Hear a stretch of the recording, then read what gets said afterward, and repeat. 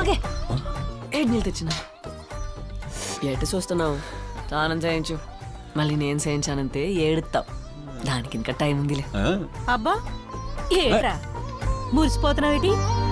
ప్రాణం పోతున్నట్టు ఉందే నీ మీదొట్టు కల్లో ఉండే నువ్వు కళ్ళకెదురుగుంటే